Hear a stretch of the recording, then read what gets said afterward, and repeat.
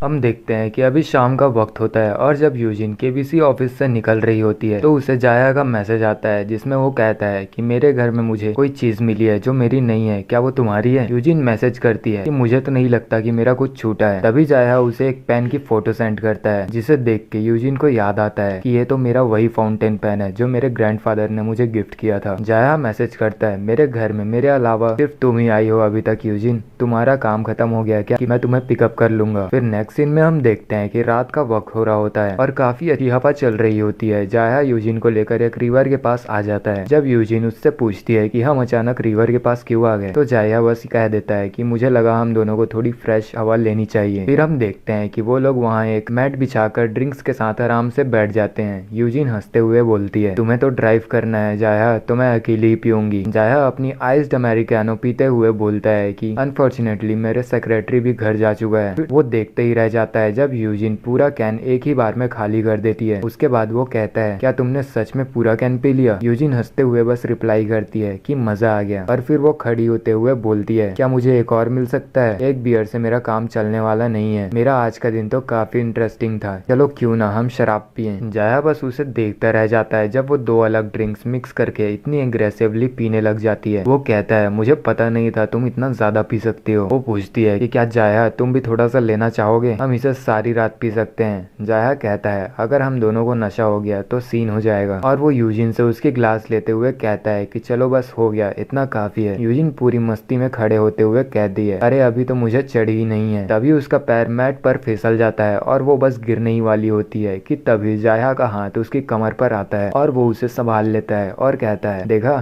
तुम्हें चढ़ गई है। यूजिन ब्लश करने लगती है लेकिन फिर वो अचानक कहने लगती है कि सुनो जाया, क्या तुम मुझ पर यकीन करोगे अगर मैं कहूँ कि मुझे फ्यूचर पता है। जाया उसकी बातों को सीरियसली नहीं लेता और हंसते हुए कहने लगता है क्या फ्यूचर, मुझे लगा था तुम एक न्यूज एंकर हो ना कि कोई भविष्यवाणी करने वाली। तब यूजिन भी हंसते हुए कहने लग जाती है कि क्या भविष्यवाणी करने वाली, हाँ वैसे आइडिया बुरा नहीं है। वो मन में ही कहती है वैसे ये ज्यादा लॉजिकल होगा अगर मैं कहूँ कि मैंने फ्यूचर देखने की पावर हासिल कर ली है, ना कि ये कि मैं मर गई थी और टाइम में वापस पीछे आ गई। कोई भी इस बात पर यकीन नहीं करेगा कि मेरे हस्बैंड से मारे जाने के बाद मैं पास्ट में वापस ट्रेवल करके आ गई और अब मेरी कलीग जिसने मेरे हस्बैंड के साथ मिलकर चीट किया था वो वापस प्रेग्नेंट है। क्या अजीब कहानी है। ये सब सोचते सोचते यूजिन की आंखों में आंसू आ चुके थे और वो कहती है कि मैं सच में तुम्हारे भाई से नफरत करती हूँ, मैं इससे बहुत ज्यादा नफरत करती हूँ। इनफैक्ट ये जो वर्ड है हेट वो तो डिस्क्राइब भी नहीं करता मेरी फीलिंग को, मुझे घिन आती है उससे, तुम जितना इमेजिन भी नहीं कर सकते उससे भी ज्यादा। तभी जाया अपना हाथ आगे बढ़ाता है और यूजिन को अपने सीने से लगाते हुए बोलता है कि मुझे पता है तुम्हारे लिए ये सब बहुत मुश्किल होगा, मुझे पता है ये अभी भी तुम्हारे लिए बहुत मुश्किल है। मेरी मदर के गुजर जाने के बाद जब मैंने फाइनली रिकवर किया तो मेरी जिंदगी में कोई और नहीं बचा था, इसलिए मुझे दूसरों को कंफर्ट करना नहीं आता, बल्कि मुझे कोई कंसोल करता भी है तब भी मुझे अजीब लगता है। मैं शब्दों से ज्यादा एक्शन में बिलीव करता हूँ, इसलिए मैं तुम्हें अपने तरीके से कंफर्ट करूंगा। क्यों ना हम जियान को परेशान करके रख दें, पर तुमने मुझे प्रपोज किया था ना, तो चलो शादी कर लेते हैं, इससे बेहतर रिवेंज तो मेरे हिसाब से और कुछ नहीं हो सकता। चलो रिश्ता जोड़ लेते हैं, तुम जितना चाहो मुझे यूज कर सकती हो, मुझसे शादी कर लो।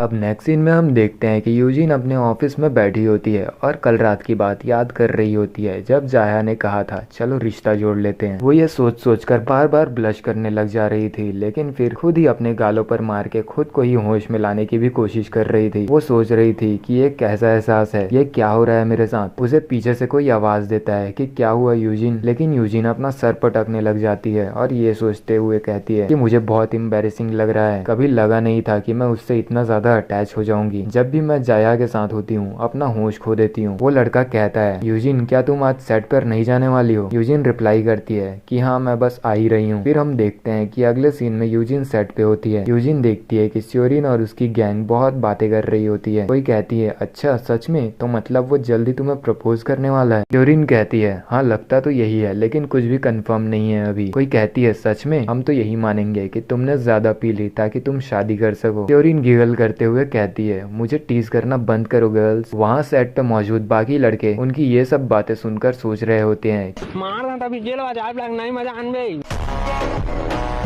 फिर एक लड़का कहता है लगता है उसकी शादी होने वाली है, चलो अच्छी बात है। लेकिन यूजिन सोच रही होती है ये कितनी बेशरम है, काम के वक्त भी ये सब कैसे कर सकती है। कोई श्योरिन से कह रही होती है कि तुम तो बहुत अच्छी बीवी बनोगी श्योरिन, तुम्हारा हस्बैंड तो बहुत ही लकी है। तभी यूजिन का फोन रिंग करता है, वो देखती है कि जिहान का कॉल आ रहा होता है, जिसे उठाने के बाद जब वो हेलो कहती है तो जिहान कहता है क्या हम बात कर सकते हैं। यूजिन सोचती है कि क्या ये भूल गया कि हमारा ब्रेकअप हो गया है। फिर वो कहती है कि जिहान जो भी बोलना है जल्दी बोलो, मेरी रिकॉर्डिंग शुरू होने वाली है सेट पे। श्योरिन गुस्से से यूजिन की तरफ देखने लग जाती है। जिहान कॉल पे कहता है क्या तुमने सुना कि चेयरमैन वापस आ गए हैं। यूजिन कहती है उन्होंने मुझे वीकेंड पे कॉल किया था, उन्होंने सबको आज उनसे आके मिलने को कहा है। यूजिन सोचती है चेयरमैन सीओ अभी अभी यूएस से वापस आए हैं, अगर उन्होंने सभी को अपने घर बुलाया है इसका मतलब है कि उन्हें सब पता लग चुका होगा। अब तक उन्हें पता होगा कि हमारा एंगेजमेंट और मर्ज दोनों ही कैंसिल हो गया। यूजिन फिर कहती है मुझे पता है, मैंने कहा ना मेरी ऑलरेडी बात हो गई है उनसे। जिहान कहता है हाँ तो मैं तुम्हें स्टेशन के पास से पिक कर लूंगा, हम साथ जाएंगे। यूजिन उससे उसके साथ चलने की बात पर मना करने ही वाली होती है, वो भी रूडली। लेकिन तभी वो नोटिस करती है कि श्योरिन उसके पास आ रही होती है धीरे धीरे, जो देख के यूजिन ने बड़े प्यार से कहा जरूर डार्लिंग, लेकिन तुम वहाँ पहले जा सकते हो, हम चेयरमैन को वेट तो नहीं करा सकते ना। जो सुन के जिहान कंफ्यूज हो गया। यूजिन आगे बोलती है क्या तुम्हें वो मिल गया जो मैंने कहा था, आज ही वो मिल जाता तो काफी अच्छा रहता। जिहान कहता है क्या तुम ब्लड प्रेशर की गोली के बारे में बात कर रही हो। यूजिन श्योरिन की तरफ देखते हुए सोच रही होती है सीरियसली चेयरमैन सीओ को हाई ब्लड प्रेशर है तो ये हमारी जिम्मेदारी नहीं है कि उनके लिए दवाइयाँ लाना, लेकिन मैं बस इसे परेशान करना चाहती हूँ।